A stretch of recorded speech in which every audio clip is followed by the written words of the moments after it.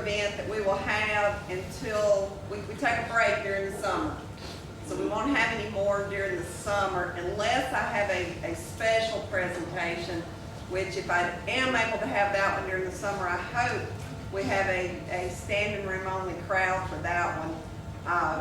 Some friends of mine are actually going over to Normandy for the 75th anniversary D-Day celebration. And it's about 10 or 15, and I know only Jesse back there, only, my mind went, Eddie, only Eddie knows probably really what I'm talking about, but it's about 15 or 20 guys, and they all bought WLA 1942 to 43 issue Harley Davidson's Army issue, and they shipped them over there last week. And one of them is a friend of mine who lives in Arkansas, and I asked him, he's done several programs, and he said that he would love to do a program on their trip. And this group of guys, it will be an adventure, even if it wasn't the 75th anniversary of D-Day. But he will come and do a PowerPoint presentation, and he'll actually bring a couple of those motorcycles that they have shipped over there. So I'm hoping to do that. If not in the summer, I'll do it later on next year. But that'll be a program, but I really want all y'all to come out and support that, because I know it's not your normal speaking event that we have, but it'll be very, very interesting, and it's very nice of him to already do it. This is our 66th night for the museum. We started these, the museum's actually 11 years old, which is hard to believe that we've been open now 11 years, but we have actually been working on it for 12 years. Actually been working on it for 40-something years, but I've been working on it, I guess, 11 years or 12 years. What we're pushing to do this year is work on the building next door, and for next year. I'll be able to draw Social Security here in a couple of years, and I'd like to get a lot of stuff knocked out before that. I'm got all my hopes and dreams pinned on top of the grass back there. And I will be able to get out and see a little bit of the world.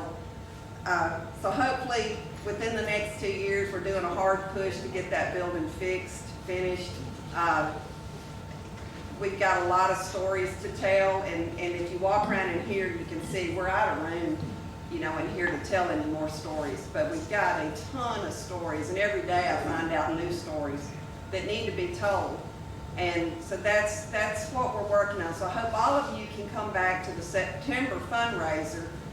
Most of you, if you're on Facebook, you'll see you'll get an invitation. If you're on our mailing list, you'll get an invitation in the mail. We need big support for that. And that's coming up in September. And then, of course, then in October, we will have our last speaker for the year, and that's going to be John Agan again. And he's working on some different programs right now. I've been working with John a lot on some different things. I just ordered 50 of these books, and these I actually sat and retyped this from this was 1890s is when these books were published, and I just took out the parts about Webster Parish basically and retyped it and from some other things that were published way back then. So if you're really into the history and knowing what was going on back then, this would be a good one for you to get. I just ordered those. This one I thought needed to be done and got it ready. Just ordered 50 of these today. And if you've ever gone by the cemetery over there by Victory Park and wondered about the people that are buried there and its history, this book will tell you. Mike Harper's got family buried there in that cemetery, and some of you may also. This is a real good book that talks about those families, also talks about their cemetery and the history tied in with Claiborne Parish. Of course, John was here last month, and he talked about the books that we've been putting together. I've got book 1 and 2. Book 3 will be out pretty soon on all of that. Then this one, who knew that this one was going to take off so good? Carol Turner Thompson asked me to put together this for her, really for her family, but she told me I could also sell it here to help us raise money. Well, I only ordered, 10, 20 copies, and I sold out in about 30 minutes of them. So we ordered 50 of these yesterday. So we've got some really good books coming out. They make great gifts. So if y'all, Father's Day, birthday presents, late Mother's Day presents, Christmas is coming up. Just remember we've got some great books with a lot of great history in them. I already told you about the summer break. Let's see. Mike Harper, would you stand up for just a second, please? I want to congratulate Mike Harper. I know some of you watch Channel 3, and if you don't, Mike was designated as the VA hospital veteran. Of course, Mike's a Vietnam veteran, but as the volunteer of the year.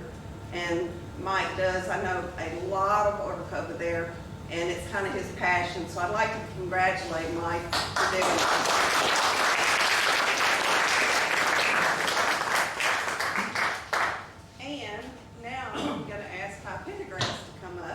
And introduce our speaker again. I'll sit back here where the air conditioner controls This is a surprise. I knew the first time. So this evening, for the second time this year, we have Wesley Harris, who's going to be sharing with us tonight about Highway 80. And Wesley's dad and my grandfather, my mother's father, were half brothers. And Wesley and I have known each other through the years, and he's a whole lot smarter than our side of the family. We're glad Wesley's back to share with us again, and so y'all give him a warm and many welcome.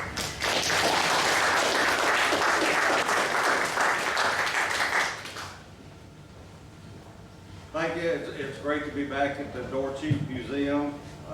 When I was here last time, I told you that I've been to hundreds of museums all over the country, and there's nothing like this in a town of Minden size anywhere in the country.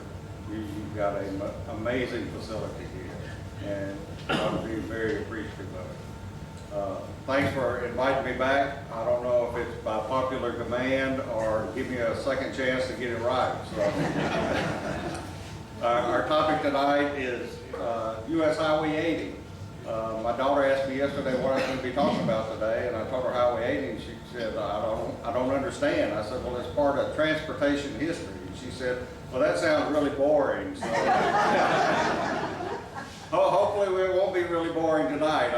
You'll be the judge of that. But I really became interested in transportation history. Just one of the many things in Louisiana history that I'm interested in. Back when my grandmother started telling me stories about her family coming to North Louisiana from Tallapoosa, Georgia, and right across the state line in Edwardsville, Alabama. Her grandfather was, or great-grandfather was from one side, and her great-grandmother was from the other side.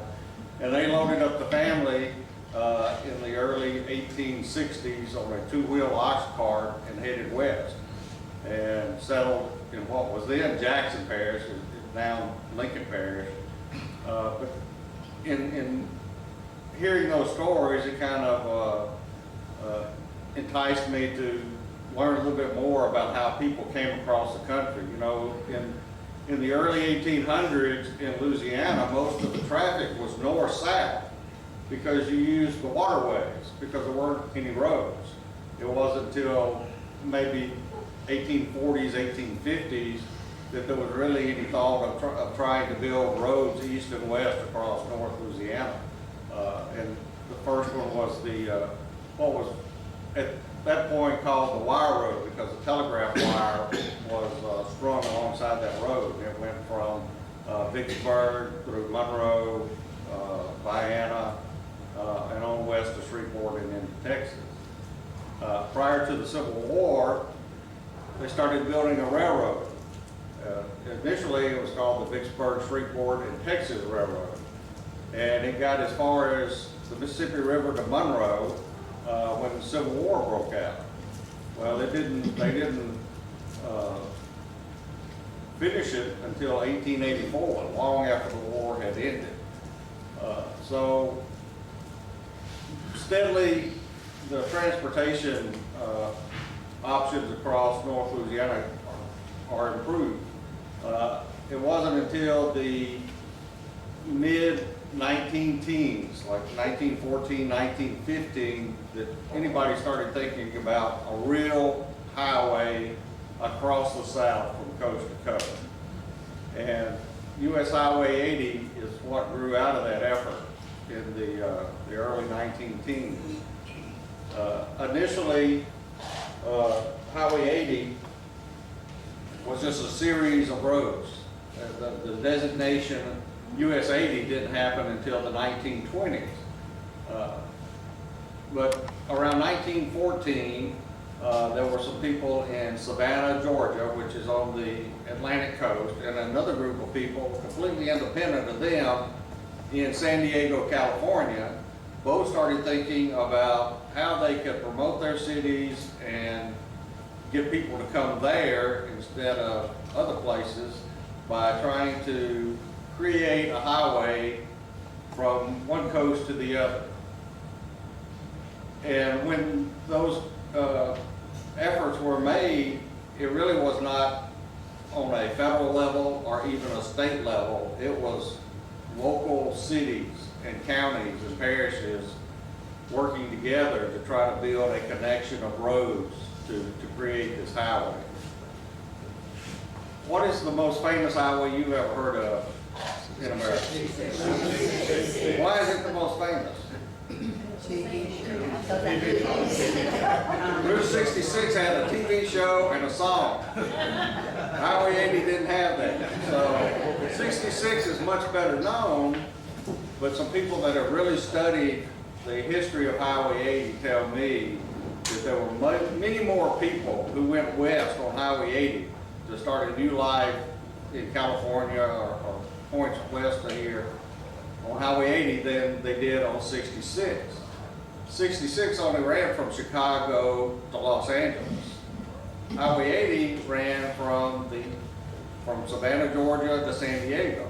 And actually further than that, because on the east end, it went beyond Savannah out into the Atlantic to Tybee Island. So it's actually longer than coast to coast. 2,726 miles when it was officially designated as US 80 in 1926. But those first efforts weren't to build a federal or a US highway. It was all these communities getting together. And it started with those people in Savannah and those people in San Diego saying, listen, let's try to create a route across the country. Even what later became Route 66 couldn't even be used year-round because it went through areas where the road would be blocked by snow certain portions of the year. So they wanted to create a coast-to-coast highway that would be an all-weather highway that could be used year-round. So what they would do is they would travel in 1914, 1950, they would travel across the South and try to lay out routes and identify roads that were already existing to come up with a route that they could put on paper and say, this is the route to take. And the idea was they would get local involvement by promoting the use of this highway for tourism and for commerce to get people to come through your town. You need to help us build this road. So it was a effort of communities all across the country. And that's how all these highways back in the 20s, the teens, 20s, and 30s started. Anybody ever heard of the Jefferson Highway? They just had the Jefferson Highway Association Conference in Natchitoches. The Jefferson Highway ran from Winnipeg, Canada to New Orleans. Came down through Shreveport, Natchitoches, and on through Baton Rouge and New Orleans. And there's still places in Louisiana where there's a Jefferson Highway or a Jefferson Street in some communities, and it's that old route. Now, it's not a highway built like we think today, or we're gonna build a highway from here to Little Rock or whatever. It was a route that was laid out on paper. And if your community or your town or your county wanted to participate by maintaining a road and putting up signage and that kind of stuff, then you could be on our route. And that's the early beginnings of Highway 80 was like that. It wasn't like the federal government came in and said, okay, we're gonna have a highway from coast to coast. It was an effort of people in Ruston and Minden and Shreveport and Yuma, Arizona, and Phoenix, and all across the country to try to put together this route. And you can see here some of the cities that it went through. Montgomery, Alabama, Vicksburg, Dallas and Fort Worth, El Paso.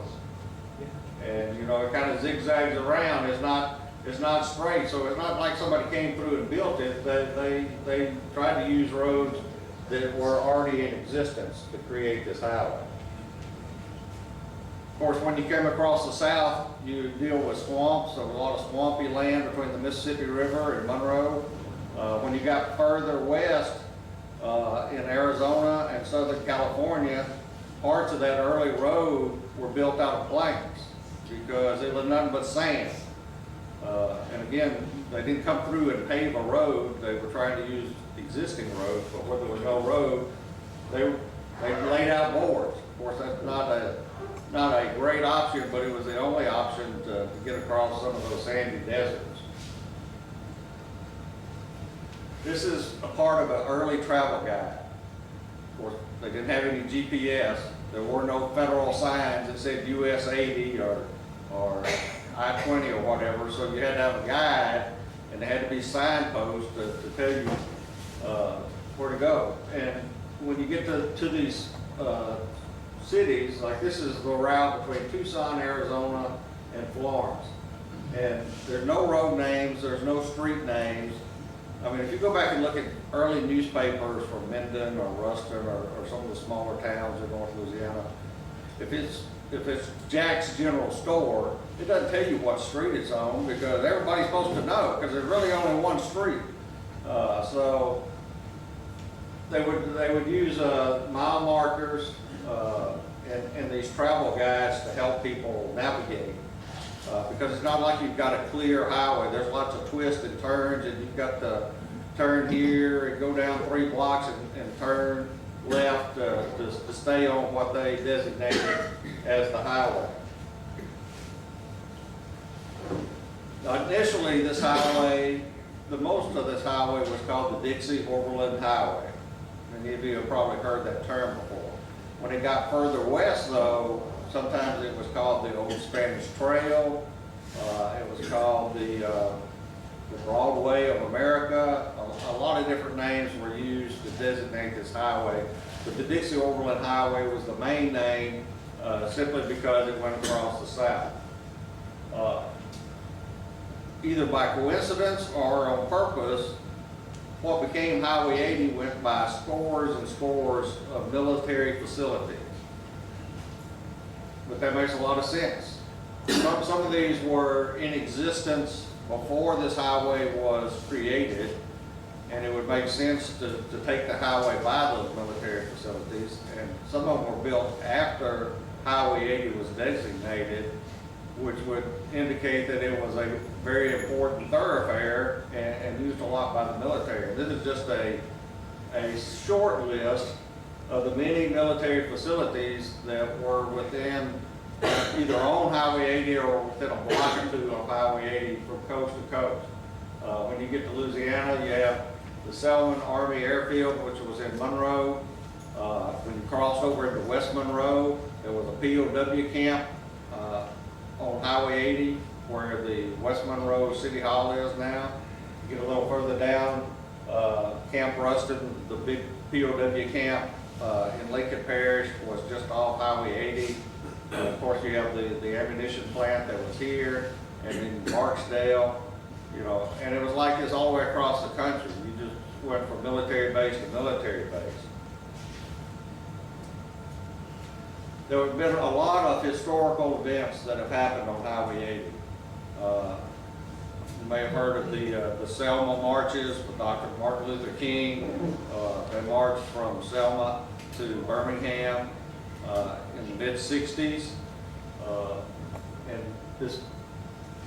this bridge, the Edmund Pettus Bridge in Selma, was where there was a confrontation between the marchers and the police, and they turned fire hoses on the marchers and let dogs loose on them.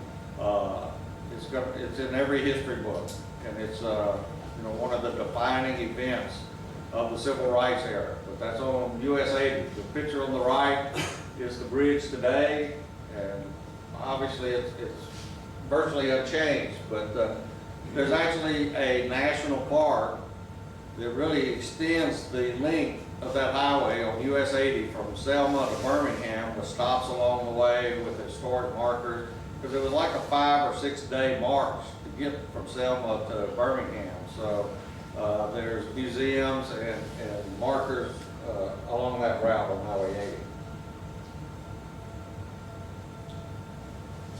Anybody recognize that sign? Anybody ever shot there?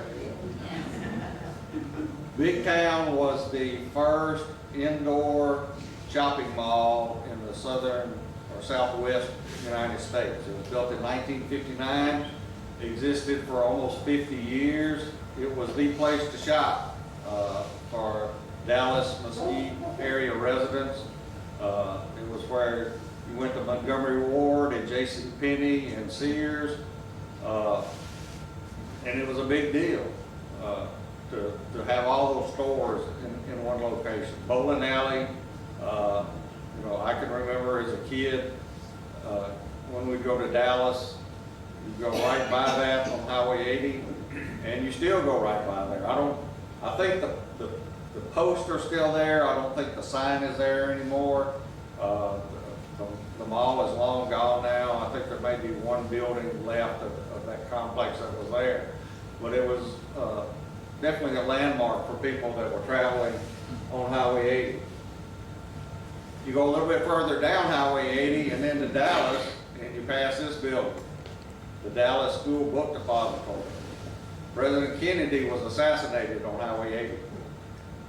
That's the road that goes at the base of the School Book Depository is Highway 80. You get a little further west, you got western landmarks like the Huma Territorial Prison. I don't think there's a western movie that's been made that didn't have some cowboy that spent time in the Huma prison. But it goes right by there. In Tombstone, you got what is labeled as the OK Corral here. But the OK Corral was actually up here, and this road here that goes by where the gunfight actually took place is Highway 80. Arizona State Capitol, you can see the sign there, it is on Highway 80. And that's just an example of how important US 80 was before the interstates. The state capitals, parish and county courthouses were built on Highway 80 because in most instances when Highway 80 went through a city, it was the main thoroughfare. Can y'all see that? Do we need to turn some lights out? Shall I? Can you see that? Okay.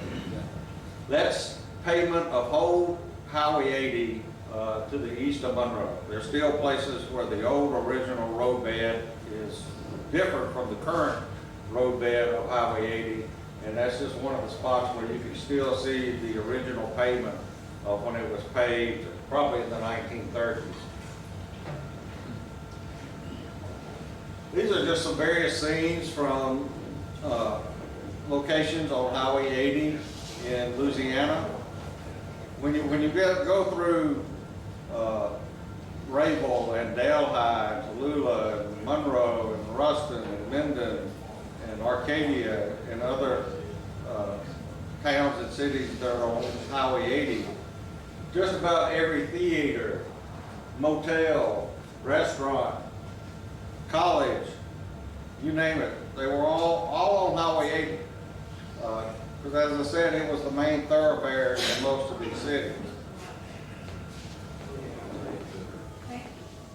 The photograph, the upper right, that was a sign that when I was a kid said Grambling College, and it was at what was called Grambling Junction, where you would turn off Highway 80 to go to the college. It was where the bus would drop students off, and then they'd have to walk a couple of miles to get to the campus. But I know that sign has been there at least 50 years, although there's no writing left on it anymore. The bottom right is a motel in Rayville. And in the early days of Highway 80, like most of the highways across the country, these little motels were called motor hotels because you were traveling and you would park your car at the door of your room, and eventually motor hotel was abbreviated as motel. So we're going to take a little trip across Louisiana on Highway 80. Tallulah would be one of the first places that you come through, and unfortunately Tallulah has seen better days. These are a couple of buildings that are on Highway 80 in Tallulah. You can see the one on the left is kind of run down, and it's got signs painted on it: stay out, no sitting, do not hang out here. The building on the right is a little more substantial and was a really beautiful building at one time. That was the Coca-Cola bottling company.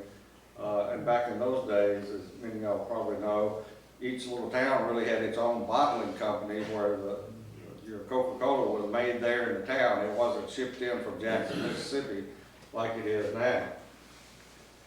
But at one time, Tallulah was a really happening place. This building here is called Bloom's Arcade.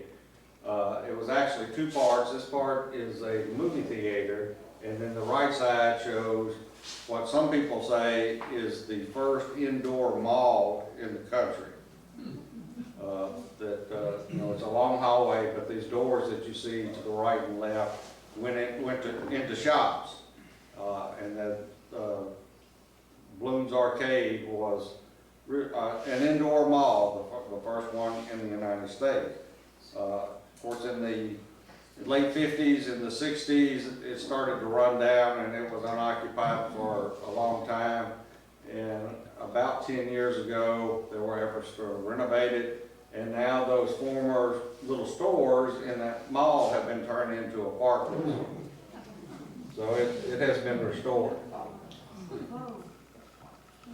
Another little building in Tallulah that's been restored is this little airport building at the Tallulah Airport, which is on Highway 80 just to the east of downtown Tallulah.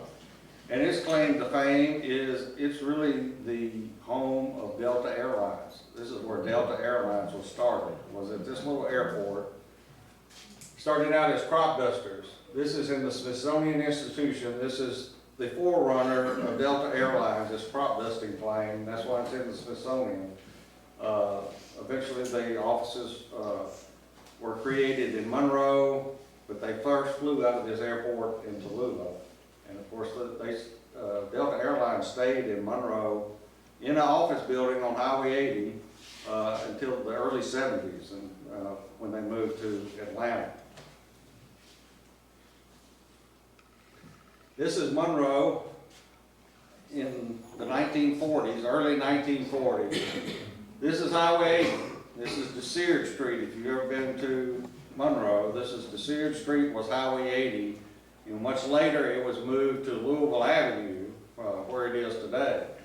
But you can tell that when you got the cities of this size on Highway 80, and this is the 1940s, long before the interstates were ever contemplated. It's a lot of traffic coming through there. When you combine the local traffic and the people that are coming through, traveling cross country or from state to state.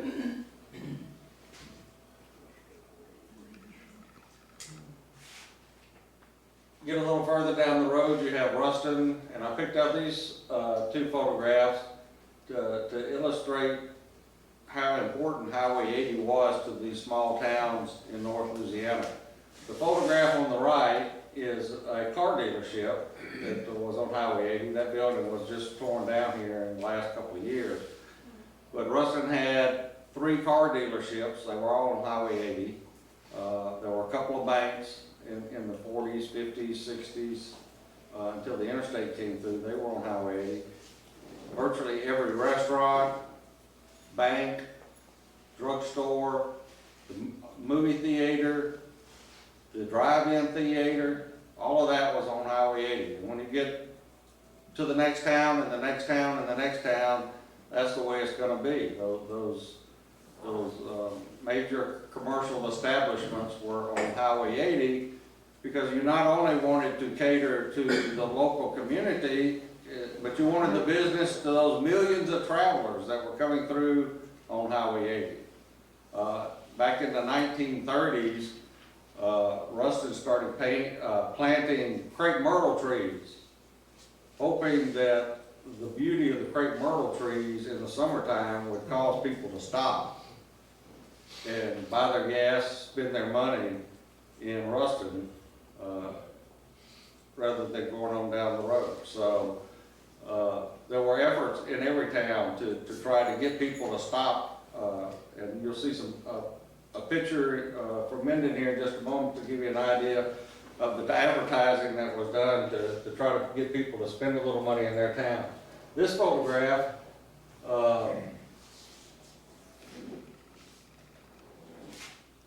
this is, if you know the courthouse in Ruston, this would be in the early 50s because that courthouse was built in 51, 52. So this is Vienna Street, and right here is the railroad tracks. So right there where the white car is, that's Railroad Park, if you're familiar with Ruston. But the thing I wanted to point out here is just in this one scene here, there's 4 gas stations. The Gulf Station, the Texaco Station at the top of the hill, Conoco, and Mobile Station. If you're familiar with Ruston, you know Highway 80 comes in from the east on the north end of the downtown area. Then it comes down through the heart of downtown, and then it turns back west again on the south side of the downtown area. Between where it comes into the downtown area and where it leaves the downtown area, at one time there were 10 gas stations. There's none now. So, they were really trying to capitalize on that traffic coming through town.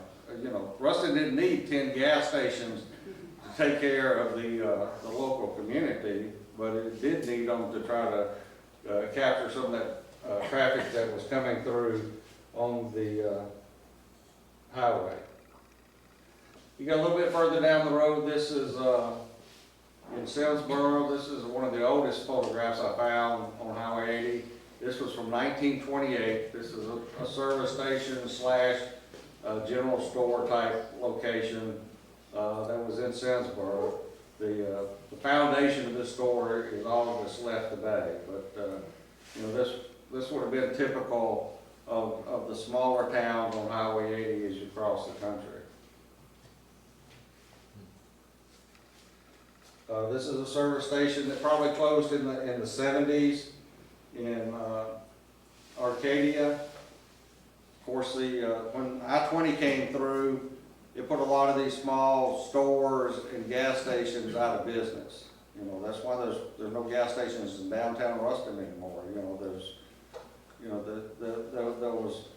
was not financially feasible to try to sell gasoline there and miss all that traffic that was coming through on the interstate. And that's probably what happened to this gas station. another gas station, this one in Gippsland. Some pretty neat architecture. This would be a great place to restore. And if you travel Route 66, these kinds of gas stations you'll see have been restored, hundreds of them along that route. They're not selling gas for the most part. Some of them are souvenir shops and the like, but the people realize the value of trying to maintain those structures on 66 for their tourism value. And unfortunately, we haven't learned that lesson when it comes to Highway 80 and other locations. Anybody know what the claim to fame of this gas station in Gippsland is? After Bonnie and Clyde were ambushed and killed, this is where Frank Hamer, the former Texas Ranger, went to make the phone call to the Texas governor to let her know that they had been killed. There was a payphone out there on the front of the building where that yellow sign is. All right, we're in Minden now. This is the Minden Court. Again, very typical of these motor hotels that existed all along this route. I mean, there may be 25 or 30 of these type of motels left on Highway 80 in Louisiana. Some of them are still in operation. There's still two in operation in Ruston from the 1930s that are still going. They're pretty rough looking. They're probably places that charge by the hour instead of by the night. You know what I mean? But they were very popular. And you know, it's hard to imagine today, but imagine the traffic that's on Highway 80, on I-20 trying to use Highway 80 today. I mean, it was to that point, you know, when the interstate finally opened up. And the thing that just bugs me to no end about Interstate 20 is, Interstate 20 goes from the East Coast to El Paso. It doesn't go all the way across the country. It stops at El Paso where it runs into Interstate 10. But, you know, that's almost 2,000 miles of I-20. The very first parts of it were built in Louisiana, starting in 58, 59. The very last parts of it were built in Louisiana. And you may remember if you were going east, you had to get off somewhere around Stark or Delhi and get back on Highway 80 to get to Vicksburg. And if you were going west, you had to get off right down the road here and get back on Highway 80. You know, so it was the early 70s before I-20 was ever completed all the way across Louisiana. You know, it really hasn't been that long, but it just was very frustrating to me, even as a kid, that we started it in Louisiana and Texas and Arizona, or Texas and Mississippi and Alabama, all their sections of I-20 were finished long before it was finished in Louisiana. All right, somebody tell me about this place.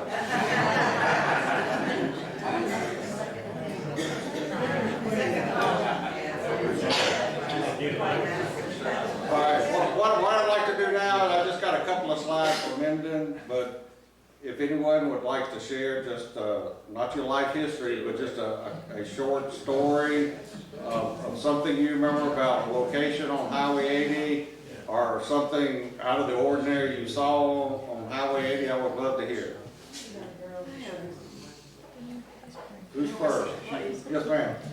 My grandfather, C.E. Reed, had a filling station, grocery store at Fillmore. And he also had cabins, because back, this was in 24, 25, 26,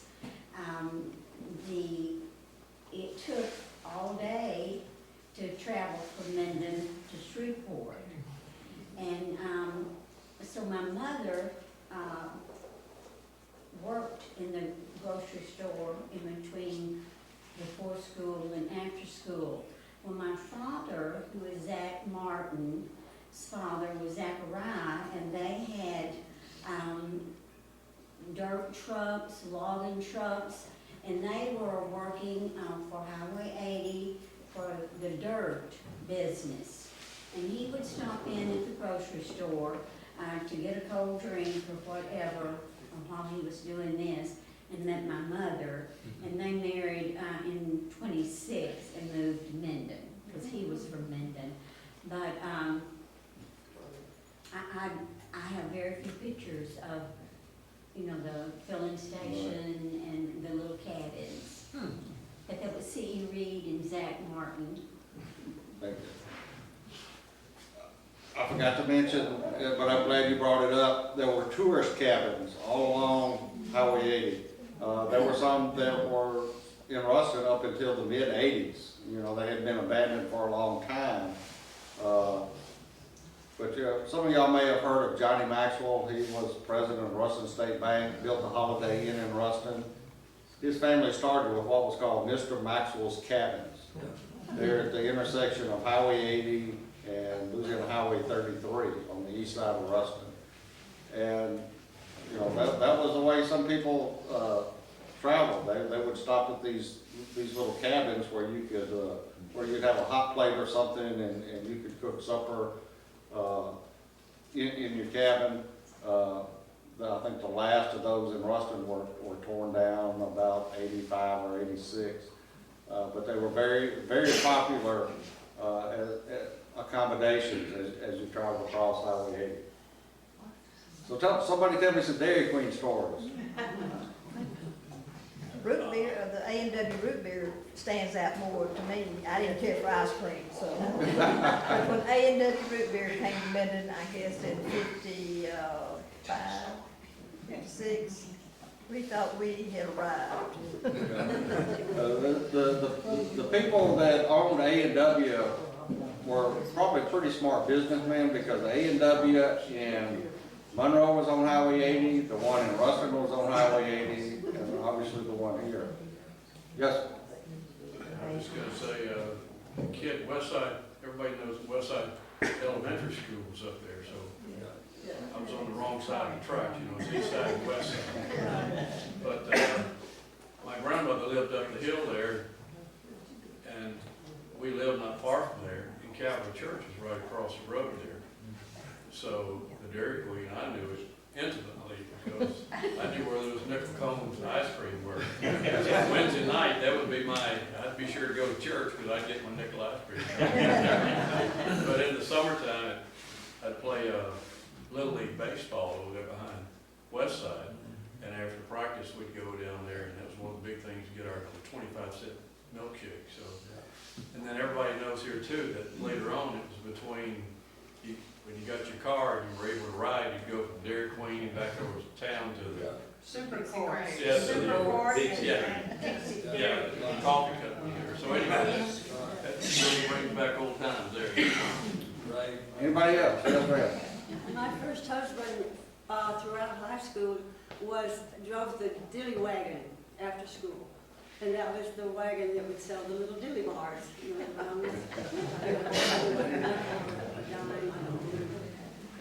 And you also know that the Joy Drive-In was on Highway 80. Right.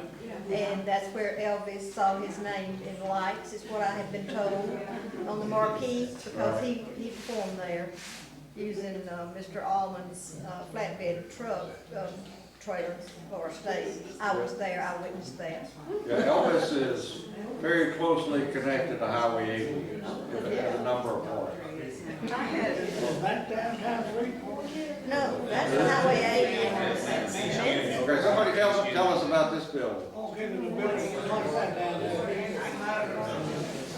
That was Ford Andrews building. It's a car dealership. And to relate to some of y'all, when my father-in-law was going to World War II, he had just bought a car from them, and Mr. Andrews told him, you don't have to make another payment on it, I'll keep it here, you go on and fight the war, when you come home, you can have the car. And he did it. And it's across the street from the First Methodist churches on back down that way. Yeah. this one is Across, that's the parking lot. That's Capital One drive-through. Okay, I'm gonna, No, that's not it. That's the Jack Bridges. okay, we're gonna zoom in a little bit and look at some of the signage. This is some of the signs on the building. You got hot tamales, That was owned by Mr. Gibbs. Yeah. Coney Island Red Hots 5 cents, hamburgers 10 cents, hot dogs 5 cents. There's Coca-Cola signs on both sides, beer and sandwiches. Up there at the top, that kind of intrigues me. It says ladies' restroom. I don't know where the men are supposed to go. That's probably because the owner had 6 daughters. And one of them lives in Springfield, by the way. And this was a very common format also. You could actually drive up into the building and you would have a shed over you, and that was kind of an enticement to get people to stop there where you didn't have to get out in the rain to go to the restroom or to buy your hot dog or whatever. There was one similar to this in Ruston, right next to the Dixie Theater, where you actually pulled in. Okay, you leave Minden, you get a little further down the road, you got the ammunition plant, and obviously there was a lot of military traffic on Highway 80 during World War II. There were troops going from here to there, ammunition being sent out. As I said, there was a prisoner of war camp in Ruston, so you had prisoners being transferred from one place to another to work on farms, to go do work at Barksdale and so forth. I don't think there were any POWs that worked at the ammunition plant for obvious reasons, but just about every other military facility in Louisiana would use those POWs, so they were on the road all the time. I don't have a photograph of it, but if you go to Camp Minden now, there's a road right in front of the fence. That's the old Highway 80, and then you have the newer layout of Highway 80 is a little closer to the interstate. But to me, it's intriguing to get on those old sections of Highway 80 and try to imagine what life was like back, particularly in the 60s when the traffic was really heavy. I mean, I can remember when I was a kid when you had to get off in that area and get on Highway 80, and I mean, it was tough trying to navigate in all that traffic. Back then, it wasn't just single roads, it wasn't no double highway. Right. One lane both ways. Now, I know you don't know anything about this place. But you get a little further down on Highway 80, you come to the Bossier Strip. Now, remember I said as a kid, you had to get off on the interstate, back on the Highway 80. My mama did not like us having to get on Highway 80. And we never did it at night. It was always during the daytime. And of course, she was mumbling under her breath all the time as we're going by these pawn shops and tattoo parlors and all these places like the Boom Boom Room. But the Bossier Strip was considered the glitziest place between Miami and Las Vegas. It attracted people from all over the country. And obviously they had to travel on Highway 80 to get there. But it was known for a lot of different things. One newspaper reporter, you see up here, called it a place full of show bars, cocktail lounges, twist palaces, limbo floors, shake sheds, quake joints, and shiver pavilions. The Boom Boom Room and the Long Branch Saloon were two of the more popular places. And of course, a lot of big time stars performed there. Hank Williams Jr., just all kinds of people that really became big names played at some point in their careers on the Bossier Strip. It was a place full of corruption and crime.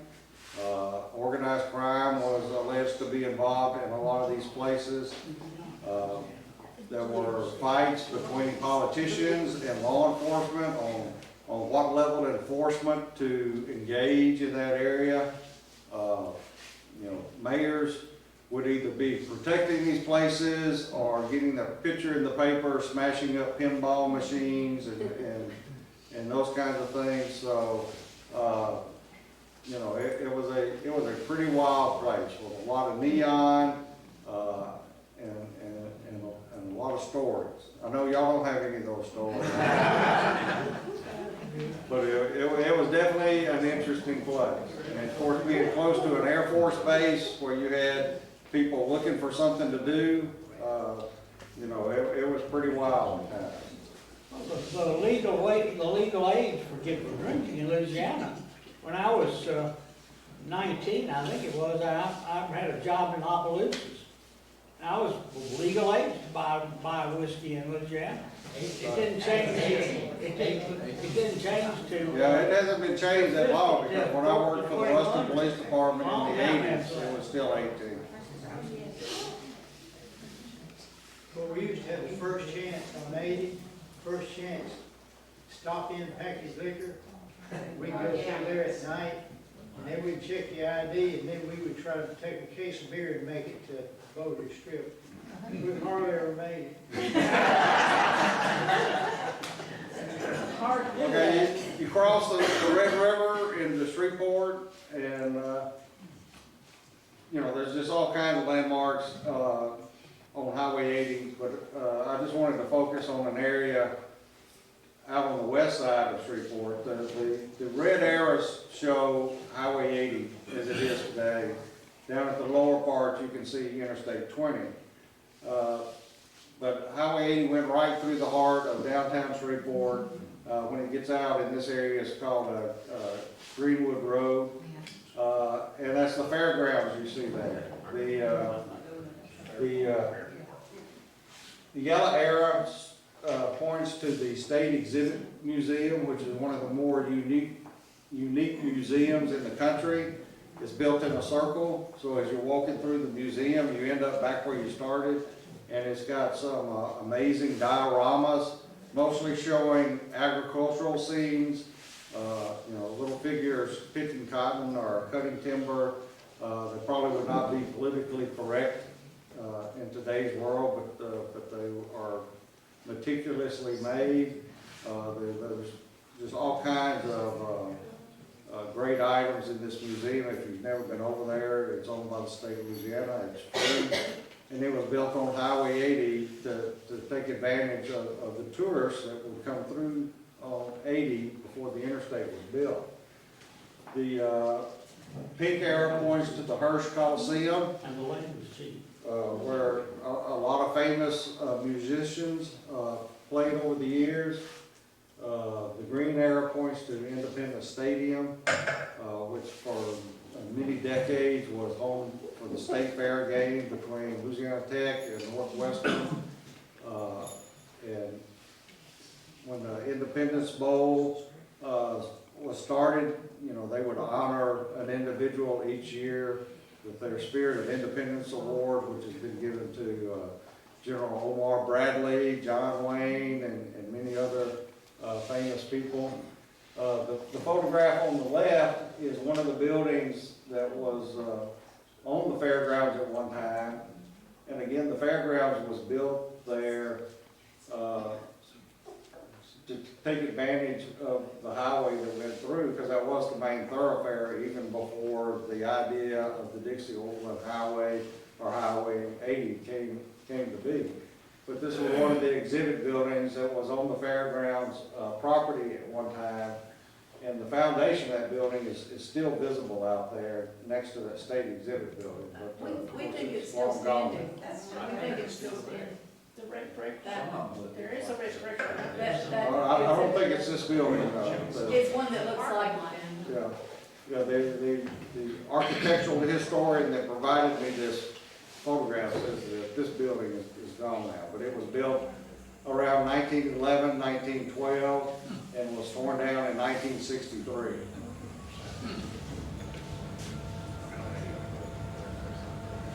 I want to talk a little bit about preserving history and preserving what's left of some of these wonderful places on Highway 80. Tucson, Arizona, of course, its main thoroughfare was also US 80, and they had about 20 to 25 little motels on Highway 80 in Tucson. This is one of them, the Tucson Inn. And what Tucson has done is most of these buildings still exist, and they have renovated many of them. They have created tourist brochures, and they make it one of the top tourist destinations in Tucson, Arizona. Is what they call the Miracle Mile, where these couple of dozen motels still exist. And they promote that as a place to go. And like I said, some of them have been restored, not all of them, but they have restored motels and gas stations in this 1 mile stretch to try to get tourists off the interstate, which I-10 goes up near there, and get them into the city of Tucson to look at this. A lot of Art Deco architecture, I mean, a lot of really unique buildings, and they're really capitalizing on the tourism value of those old motels built in the 30s, 40s, and 50s. So what have we done in Louisiana to try to preserve things? Not a whole lot. You know, I work for State Parks, which is a division of the Louisiana Department of Culture, Recreation, and Tourism, and I can tell you it's a struggle to try to save anything. One is not necessarily in government, but we have a mentality in this part of the country that is completely different than, say, Virginia, where every building is preserved. I mean, every town in Virginia has got an old downtown district that has been preserved, with some buildings going back to the 1700s, and they wouldn't think of tearing those down. We can't wait to tear things down in the South. I mean, I've seen in Ruston, where I live, I've seen the train passenger depot torn down in the 70s when I was a kid. Just in the last 4 or 5 years, the train freight depot torn down. You know, and they were beautiful buildings. And, you know, we've lost so much. You know yourselves how many buildings you've lost in Minden. So, you know, maybe you can't save everything, but, you know, we can do a better job of identifying whether or not these facilities have the possibility of a new life and how it might benefit a community economically. In Louisiana, one of the few things we've done is create this Trails and Byways program. And really what it is a self-guided tour. And there's one for Highway 80 for the eastern part of the state. And it's a series of stops. And you can go online to LouisianaByways.com and you can find these different tours. There's an app you can get on your phone where you can listen to a tour, or you can just pull up the information and go from site to site. But in eastern Louisiana, it covers things like the Poverty Point, mounds, some museums in Monroe, and then some other stops. And as I mentioned earlier, buildings like the Tallulah Airport have been restored, and Blues Arcade. But we've lost so many things that we could have used to get people off the interstate and into our communities, to get them to spend their money here instead of further on down the road somewhere. And it's just very sad to me that we don't look at each and every opportunity to try to determine whether or not there's some value in some of these old landmarks that we could use them today. So I would encourage you as a museum and as a community to to always be thinking about, is there history in our community that we can save, and what value does it have to try to promote our communities? This is a chimney on Highway 80 in Alabama, a photograph. It just kind of hit me as, it's representative of how we've treated the history of Highway 80 as compared to Route 66 and some of these other better-known highways across the country. From my research, I've determined that many more people went west on Highway 80 and started new lives than ever did on 66. And I think there's a great potential there to try to use that history to promote our communities. In the 1950s and 60s, the headquarters for the Highway 80 Association, which extended, of course, from coast to coast, that association was headquartered in Ruston. And most of the officers were from Ruston. I don't know if that means that on each coast that they had kind of lost interest, or that the officials in Ruston really picked up the ball and ran with it and tried to promote Highway 80. But of course, when the interstate came through, there was no more interest in Highway 80. And so we've lost a lot of history in trying to preserve those memories of what it meant to our communities, economically, particularly, but just in life in general. Anything anybody would like to add? Yeah. Yes. I'll get you. Yes, sir. Back in 1954, the legal age was 18. In the summer before I started seminary, there were some boys that were trying to get me to join their fraternity. And they said, well, we've got a treat for you tonight. He said, we're going to go see Candy Bar. The only candy bar I knew was like a Baby Ruth.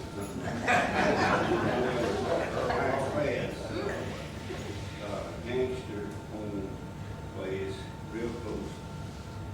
It was east of Kickapoo, and it was owned and operated by the gangsters in Chicago. And they came down here one time and beat one up a photographer for taking a picture. Anyway, we went in.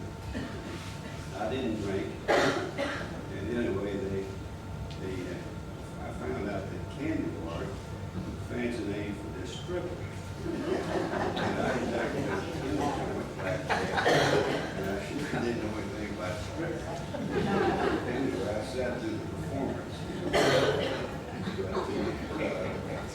About 2 or 3 weeks after that, they arrested Candy Bar and put her in jail for a number of years. They used to have that strip all the way down on both sides. And that is real place to hang around. You're talking about Ruston. Ruston's been one heck of a ball complex over there, and it looks like it's going to be a humdinger. Well, right now, you can go out here and fish and backstroke tires. Yes, ma'am. Okay, I cannot hear everything y'all are saying, and I hope you haven't said what I'm getting ready to say. Anyway, they have torn down more wonderful buildings in this town that I miss, like Old Linden High School. It was absolutely wonderful, and it's gone. All my memories are gone. It's been torn down, and that's not good. The other thing I was going to say is, I will not ever forget the time that Elvis Presley came out to the Joy Drive-In on Highway 80 and performed, and everybody got out of their car and listened to him. Some people even came in trunks of cars.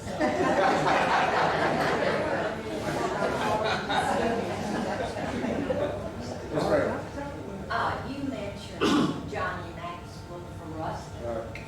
Johnny was a dear friend of mine while I attended Louisiana Tech. We met in what was called talk. Right. And he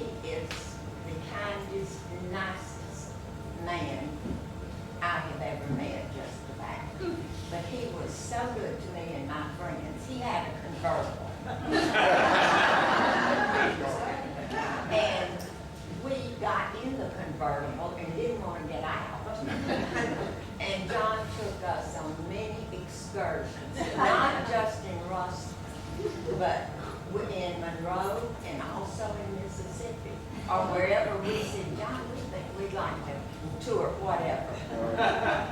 And, but he is a fine, fine man, Most definitely. and his family too. Yes, sir, last one. One of the dark sides of Highway 80 is Hollis Marcello's attorney at his office in the Town and Country Motor Hotel in Shreveport. Michael J. Maroon. And I was there for a while. Sure did. And coincidentally, the Town and Country in Bossier was named after the Town and Country in Milwaukee, which is where the state office is. There's a whole giant chain of town. Yeah. You know, there's so many stories that we can tell about Highway 80. And I hope if you've got a story that we didn't get to tonight, that you'll write it down, give it to Shelley, maybe we'll make another book. Thank y'all very much.